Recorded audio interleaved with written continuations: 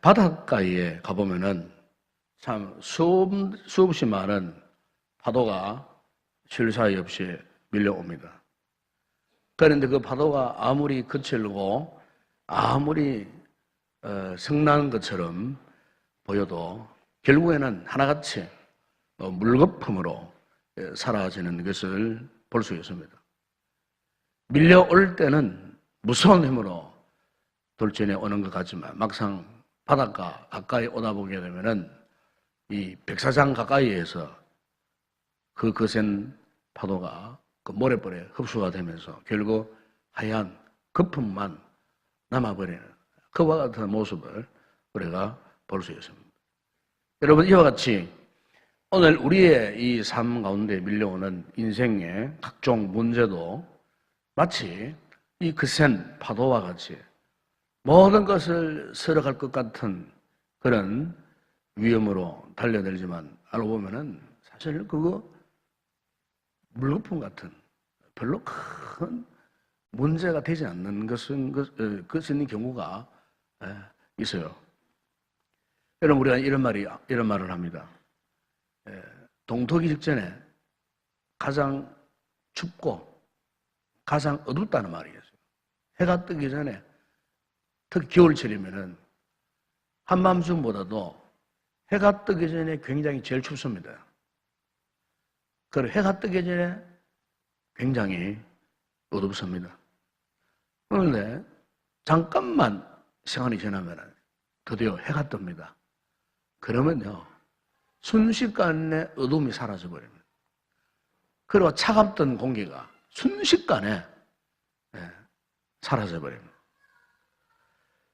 여러분, 오늘 우리가 이 삶을 살면서도 참 자주 우리에 닥쳐오는 인생의 문제, 특별히 위기 상황들이 굉장히 많죠. 우리가 한 해를 살아올 때 보십시오.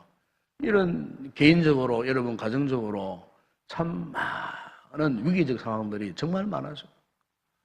특별히 금년에는 국가적인 그 위기 상황, 우리 장로님 기도하시면서 말씀했지만은 참 이 북한 핵실험, 뭐 장거리 탄도탄 시험 발사, 그래서 남북 간의 그 갈등의 골이 깊어지고, 뭐 심지어 뭐 전쟁 위기설까지 난무하고, 사드 배치 때문에 주변국 중국과의 관계 속에서 참 경제적으로 우리나라가 굉장히 참 힘든 그런 지경.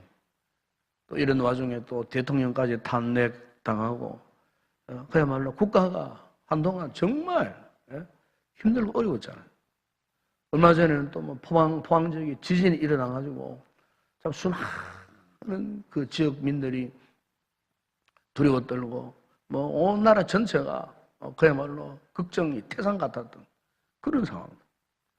정말 위기적 상황들이 정말 많아서 우리 흔히 다사다난이라는 말을 하잖아요. 정말로 온갖 일들이 많았던 그런 한 해. 또 우리 성도들의 개인이나 여러분 가정을 돌아봐도 참 위기들이 정말 많았잖아요. 뭐 건강 문제, 가족관계 문제, 경제적인 뭐 어려운 순간들. 그런데 이 같은 위기의 순간이 올 때면은 사실 모든 사람들은요 한없이 연약해집니다. 어떤 사람들은 이런 위기의 상황을 돌파하지 못하고 결국에는 스스로 포기하고 절망하는 그런 분들도 있어요. 그러면 여러분, 우리가 이런 위기적 상황을 만났을 때에 우리 그리스도인들은 어떻게 같은 위기를 극복할 수 있겠는가? 이게 오늘 우리의 삶의 과제가 아니겠습니까? 오늘 본문을 보게 되면은 여기에 대한 해답을 주님께서 말씀하고 있어요. 오늘 본문 내용은 태어날 때부터 맹인으로 태어나고 또 거린으로 살던 참으로 기구한 운명을 가지고 태어난 한 사람이 등장을 하는데, 그런데 이 사람에 대해서 제자들이 예수님께 이 같은 질문을 했어요. 예수님, 이 사람이 맹인으로 태어난 것은 누구의 죄 때문입니까? 부모의 죄 때문입니까? 아니면 자신의 죄 때문입니까? 이 제자들이 이 같은 질문을 하게 된 그 배경은요, 그 당시에 유대인들은요, 저주를 받는 것은 죄 때문이다. 그런 사회적 개념을, 관습을 한꺼번에 갖고 있었어요. 그래서 지금 이 맹인도 태어날 때부터 맹인이 되었는데, 또 그것도 구걸하면서 하는 인생이 되었는데, 그것은 그가 지은 죄 때문에, 누군가, 그 부모가 지은 죄나, 아니면 어떤 죄의 결과, 죄 문제 때문에 이 사람이 이 같은 저주받은 인생이 되었다 하는 이런 생각, 이런 개념을 깔고 이 제자들이 예수님께 그 같은 질문을 한 거예요. 요즘 우리 주변에도 보게 되면은 불교를 믿는 사람들은 특별히 이제 윤회 사상에 물들어 있습니다. 현세에서 뭐 질고를 당한다, 고통을 당한다, 아니면 가난 속에 산다, 이러면요, 이 사람들은 그걸 포기합니다. 그리고 운명론에 빠져버립니다. 이건 내 운명이다. 그리고 이건 내 팔자다. 그래서 지금 현세에서는 내 이 팔자, 내 운명을 바꿀 수 없다. 다음 세상에서. 자신이 한 번 더 태어난다는 겁니다. 내가 다음에 태어날 때는, 다음 생에서는 내가 복을 받는 사람으로 태어날 것인데, 어떻게 하면은 다음 생에 복을 받는 사람으로 태어날 것인가? 이것은 현세에 내가 선을 베푸고 부처님에게 뭐 공양을 하고 참선을 하고 도를 닦고 뭐 이렇게 하면은 다음 생에는 내가 정말로 훌륭한 인생으로 내가 다시 태어난다. 이게 이제 윤회 사상이에요. 그러나 여러분, 성경은 우리에게 무엇을 말씀하시느냐? 하나님을 믿는 자는 그 어떤 인생의 고통, 저주에서도 해방받을 수 있다. 풀려난다 그 말이에요. 예수 믿으면요, 팔자도 바뀌고 예수 믿으면 손금도 바뀐다는 말이 있어요. 예수 믿으면 우리 인생 전반적인, 전인격적인 변화가 일어나는 거예요. 그래서 이러면 사도 바울이 로마서 8장 2절에서 선언하는 바가 있지 않습니까? 이는 그리스도 예수 안에 있는 생명의 성령의 법이 죄와 사망의 법에서 너를 해방하였습니다. 예수 믿으면 그 모든 잘못된 세상 문화, 세상 그릇된 사상에서 완전히 해방돼요. 죄공에서 해방받아요. 운명론에서 해방받고요. 잘못된 팔자 문제에서 해방받고요. 성경 그걸 우리에게 말씀하고 있어요. 여러분, 본문에서도 주님께서 이 맹인의 인생에 대해서 어떤 운명이나 팔자 탓으로 돌리지 않고 오히려 주님께서 어떻게 말씀하십니까? 3절에 보세요. 3절에 이 사람이나 그 부모의 죄로 인한 것이 아니라 거기에서 뭘 어떻게 하신다고요? 하나님이 하시는 일을 나타내고자 하심이라. 하나님이 하시는 일을 나타내오겠죠? 하기 위해서. 그러니까 주님의 같은 답변은요, 그 당시에 이 제자들의 잘못된 생각에 대한 이 굉장한 어떤 혁명적인 답변이었어요. 즉, 어떤 위기나 고난당하는 것은 당사자의 죄 때문이 아니고 부모의 죄 때문도 아니고 그를 통해서 하나님의 일을 나타내기 위하여 하나님이 그렇게 허락하셨다는 거예요. 다시 말하면은 자신이 그가 갖고 있는 인생의 문제, 위기 문제 때문에 결국 뭡니까? 하나님이 그를 만나주시는 거예요. 하나님. 여러분, 오늘 우리도 마찬가지예요. 우리가 만나는 고난이나 우리 가정의 어떤 위기 상황 왜 있을까요? 필요 없을까요? 쓸데없는 것을 하나님이 주시는 겁니까? 아니에요.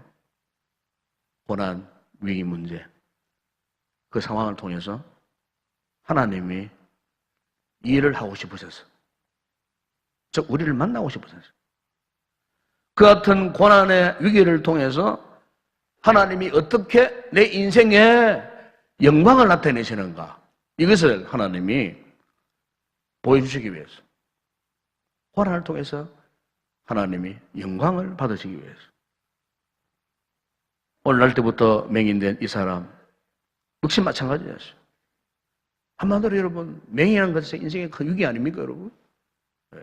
그럼 왜 그런 위기가 거기 있었는가? 하나님의 영광을 드러내기 위해서.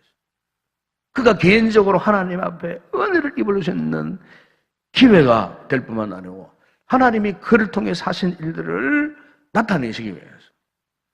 결국 그에게 하나님의 영광스러운 축복의 기회를 갖도록 하시기 위해서 하나님이 그를 날 때부터 맹인되게 하시고 또 가난한 거린의 삶을 살게 하셨다는 거예요. 우리나라가 1970년대에 한참 못 살 때, 그리고 근대화 운동이 막 일어나기 시작하는 그때가 아닙니까? 1970년대 같으면. 그때 이제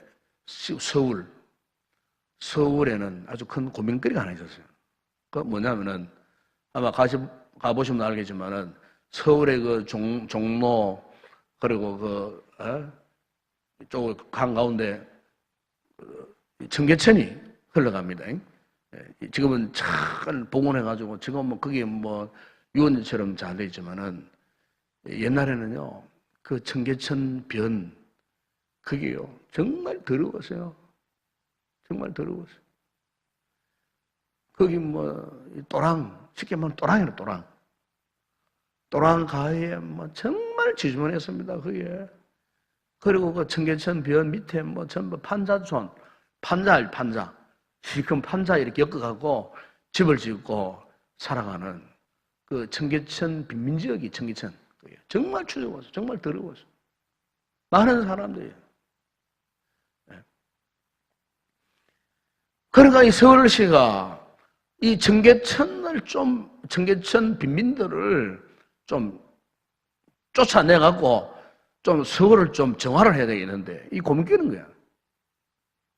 어떻게 쫓아낼 수도 없고 어떻게 처리할 것인가 고민을 했어요.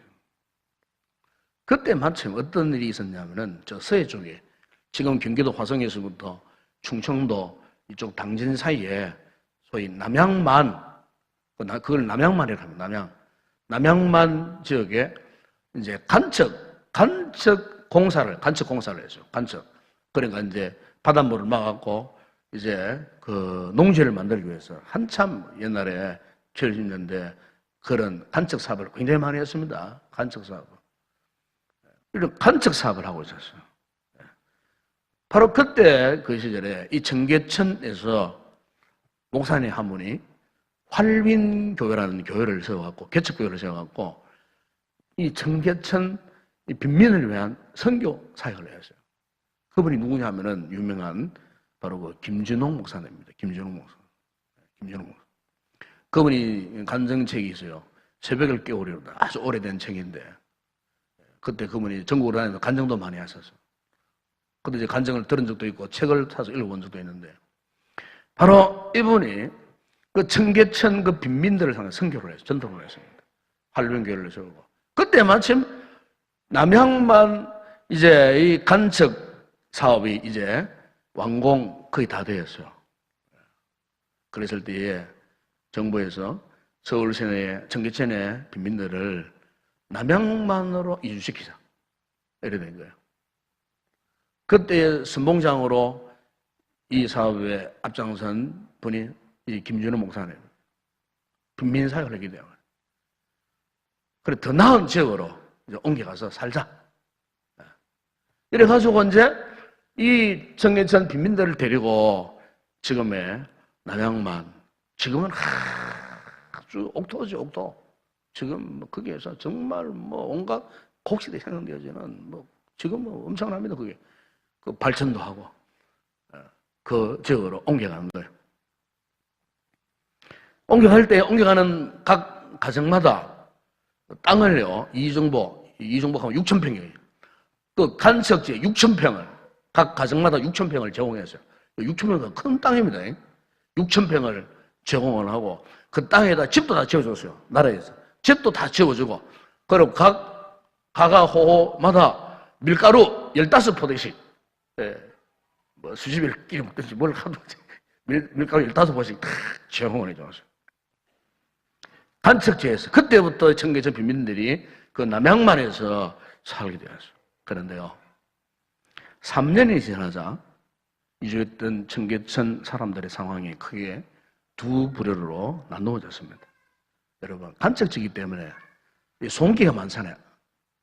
농사를 지어도 농사가 안 되는 거예요. 벼를 심으니까 손기 있을 때는 벼가 안 자라는 거예요. 예. 그러니까 이주는 해왔는데 위기를 맞이한 거예요. 그랬을 때에 어떤 주민들은요, 청계천이나 여기나 별 볼 없는데 왜 우리를 여기 끌고 와가지고 고생시키느냐고. 이스라엘 백성들이 하나님 은혜로 출애굽해갖고 고난 그 광야에 있을 때에 막 모세를 하여 원망불평하듯이, 한쪽에서는요 먹물평, 목사님에서 막 삿대질을 하고 뭐 온갖 욕설을 하고 막 비난을 하고 그렇게 했대요. 그런데 여러분, 다른 한쪽의 부르 사람들은 비록 손기가 마땅했지만은 이 땅은 하나님이 우리 주신 귀한 가나안 땅이다. 복지 땅이다. 그리고 그들이 제일 먼저 한 일이 뭐냐? 그 손밭 위에 예배당을 지었어요. 예배당. 기도실을 만들었어요. 하나님을 예배했어요. 농사는 폐삭이 되었지만 하나님을 바라보고 하나님을 의지하고 하나님 이 위기를 벗어나게 해주세요. 이 땅 안에면 우리는 더 이상 갈 데가 없습니다. 갈 곳이 없습니다. 눈물 흘려 하나님 앞에 기도하고 의지하고 힘으로 씨를 뿌리고 열매를 거둘까지 그야말로 막 각호에 투쟁을 한 거예요. 1년간 원망 불평하는 사람들은 쓸모없는 땅이라고 옆에 있는 사람들이 땅 그냥 그저도 사게 팔아버리고 그 돈 갖고 다른 지역으로 떠나버리고, 믿음의 사람들은 그 땅을 하나하나 다 사다 모았어요. 다 싸게 사다 모았어요. 근데 얼마가 지나갖고 그 땅에 손기가 다 빠져나가고 그리고 그 다음에 농사를 했는데요, 대풍년이 된 거예요. 그때부터 그 땅이 기름진 옥답으로 바뀌어버렸어요. 맛있는 쌀이 막 생산되어졌어요. 남양만 일대에 쌀이 맛있다고 소문이 막 나게 돼요. 그때는 이제 주로 쌀문화였잖아요. 지금은 뭐 이렇게 많이 먹지만. 눈물로 기도하고 했었던 그 성도들은요, 그때부터요, 돈도 벌고, 땅값이 막 급등하면서, 그야말로 든든한 터전을 이루고, 부자가 안 된 사람이 없어요.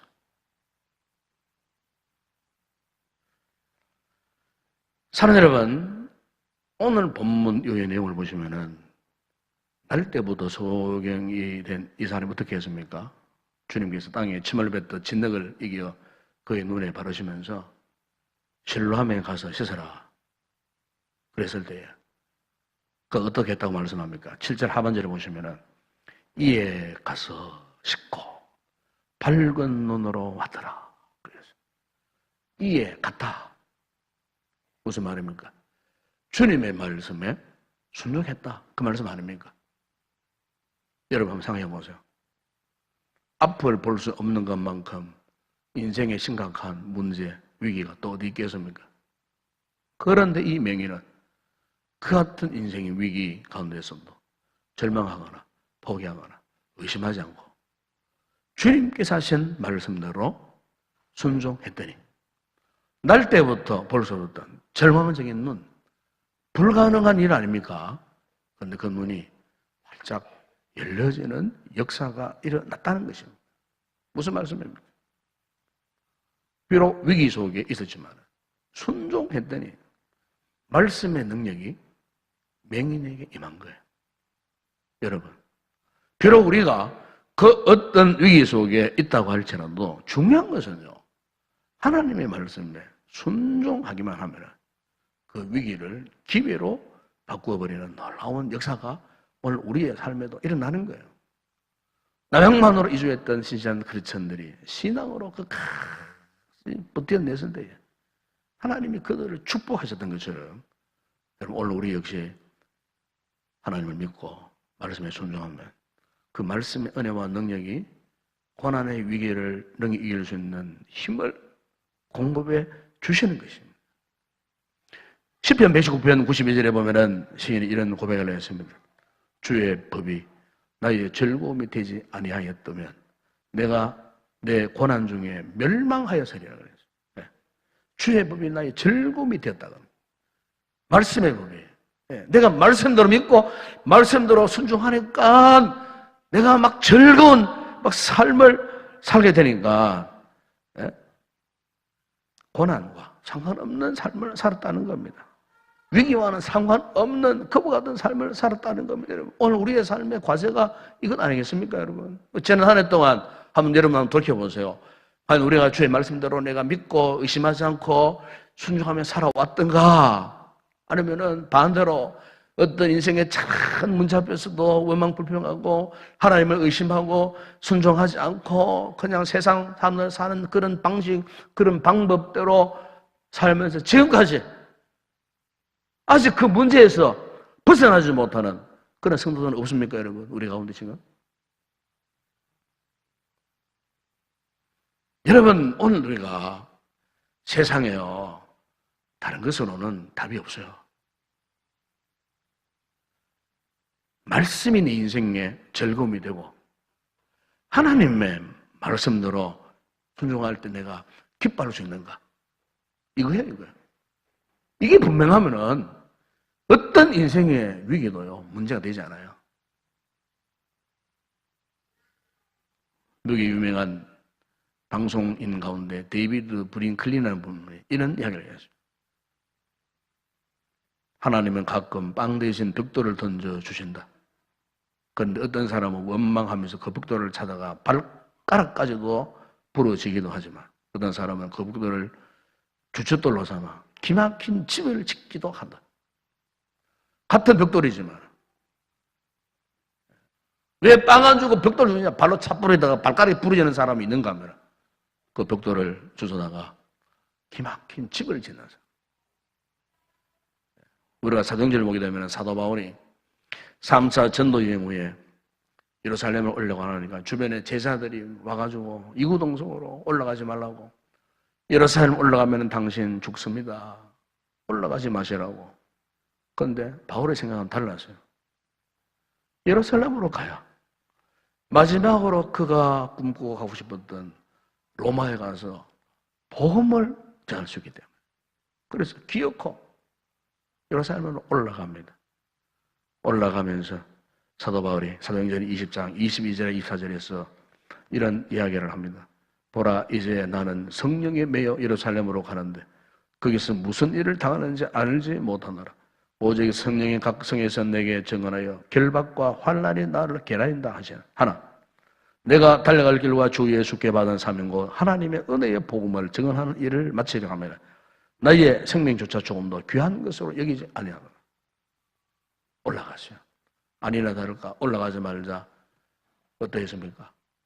로마 군사들에게 붙잡혔습니다. 2년 동안 감옥 생활하면서 아무것도 못했습니다. 허송세월을 지냈습니다. 보통 사람이요, 이쯤 되면은요, 이런 생각할 수 있어요. 아, 내가 판단을 잘못했나? 아, 내가 잘못 생각했구나. 내가 참으로 어리석은 선택을 했구나.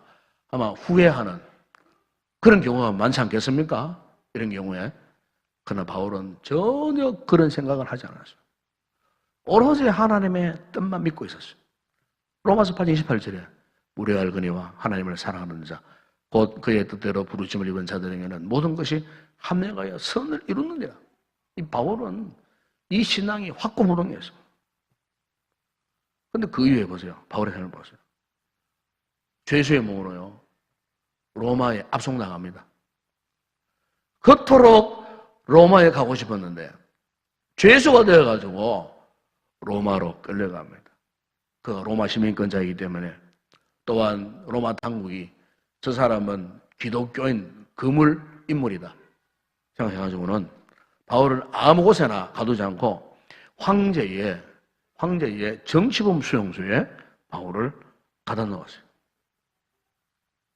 그런데요, 황제 정치범 수용소에 딱 들어가 보니까 거기에는 황제에게 찍혀갖고 정치권에서 밀려난 그런 최고 권력자들이 그 황제의 정치문수죠. 성경은 그 시위대들이라, 시위대들. 시위대 안에 감옥에 갇혀 있는 거예요. 갇혀 있으니까 그 고관 대작 부인들이 자기 남편을 면회하기 위해서 자주 오는 거예요. 자기 남편 옷, 뭐 음식 정해주기 위해서 자주 면회 오는 거예요. 수용소를 달랑락거리는 고관 대작 부인들이 있었어요. 그런데요, 사도 바울이 제주였지만요, 로마의 옥중에서 고관 대작 부인들에게 보험을 전합니다. 보험. 자, 여러분, 바울이 자유의 몸으로 보험을 전는 거 아니에요. 죄수의 몸으로 고관 대작 부인들을 제일 앞에 진행할 때 보험을 전하는 거예요. 그런데 그들이 보험을 받는 거예요. 예수를 믿게 되어서. 그리고 훗날 그들이 로마가 기독교 국가가 되기까지 했던 핵심 일꾼들이 됩니다. 핵심 일꾼들이. 이 사실에 대해서 여러분 빌립보서 1장 12절 13절에서 이렇게 말씀합니다. 형제들아, 내가 당한 일이, 여기 내가 당한 일은 로마 옥중에 내가 지금 옥에 이렇게 감금된 일, 그 말이에요. 내가 당한 일 도리어 복음 전파에 진전이 된 줄을 너희가 알기를 원하노라. 이러므로 나의 매임이, 옥에 갇힌 이것을 말합니다. 나의 매임이 그리스도 안에서 모든 시위대 안, 이 시위대 안이 뭐냐? 황제의 정치범 수용소를 감금해놓던 그 시위대 안 감옥을 말하는 거예요. 시위대 안과 그 밖에 모든 사람들이 나타났다 그랬어요. 죄수의 몸이었지만 바울이 전한 복음을 로마의 그 옥중에서, 시위대 안의 옥중에서 전도가 되어져 가지고 결국 이들을 통하고 로마 교회가 생겨지고요. 훗날에 로마 제국이 복음 앞에 무릎을 꿇었죠. 로마 제국이 기독교를 국교로 삼게 되는, 그게 주후 313년 일입니다. 그런 거 보십시오. 기회가 오히려 복음을 전파하는데 좋은 기회를 갖게 되었다는 거다. 그 위기가 그렇게 됐답니다.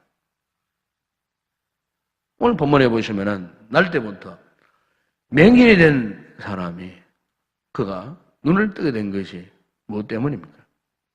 현재 위기 속에서도 절망하지 않고 주님의 말씀을 인정하고 순종하고 신뢰했을 때 그에게 위기가 기회로 바뀌어지는 놀라운 은혜를 경험하게 된 거예요.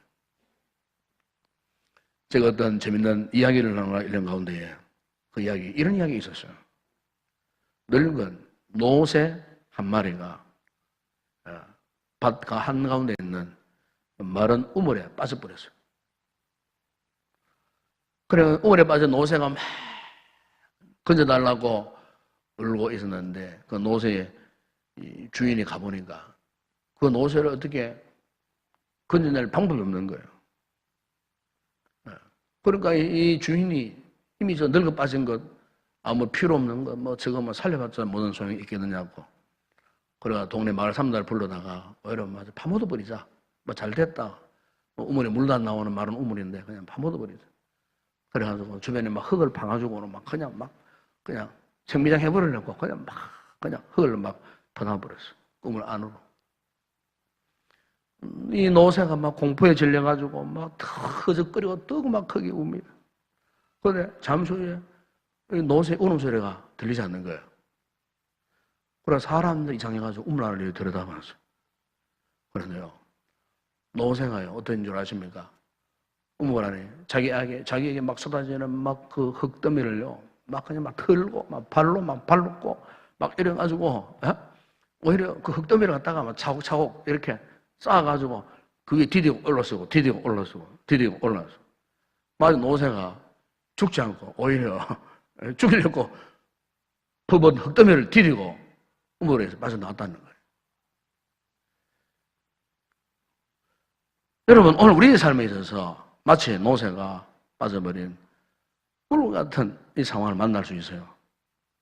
그런데 사람들은 이 같은 상황에 너무나 쉽게 절망해버립니다. 낙심해버립니다.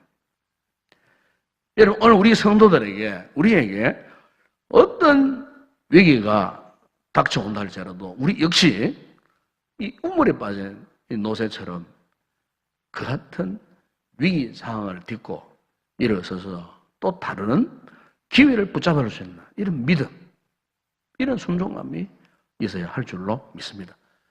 하나님이 기뻐하시는 사람은 바로 이런 사람이에요. 현재의 고난은 장차 나타날 인간과 좋게 비교하는 수 없다. 바울이 그런 고백을 했잖아요. 우리 이런 믿음의 이 비전이 있어야 돼요. 바로 이 오늘 본문에 맹인이 가졌던 믿음이 이런 믿음 아닙니까? 가서 씻으라 하실 때 순종하는 믿음으로 자신의 위기를 기회로 바꿨다 그 말 아닙니까, 여러분? 여러분, 그렇습니다. 오늘 우리가 지난 한 해 살아오면서 어떤 위기가 있었다면 절망하면 안 됩니다, 여러분. 그리고 위기의 상황을, 절망적인 상황을, 잘못된 생각을 또 여러분 2018년 동안 끌고 가지 마세요. 오늘 이 자리에 다 그냥 풀어놓고 여기에서 그냥 끝장내버렸어요. 그리고 새로운 믿음, 순종함, 비전을 갖고 2018년 신도에는 어떤 위기 상황이 온다 할지라도 위기는 곧 기회다. 하나님의 축복이 기회다. 이 사실을 믿고 이 믿음으로 우리가 끝까지 버티고 나간다면은 오늘 여러분의 삶이 위기를 기회로 역전시켜버리는 그런 위대한 신앙생활이 될 줄로 믿습니다. 이 신앙으로 승리하는 성도들이 되기를 바랍니다. 시편 40편 2절에 시인이 고백했습니다. 나를 기가 막힐 웅덩이와 수능에서 끌어올리시고 내 발을 반석 위에 두사 내 걸음을 견고하게 하셨도다.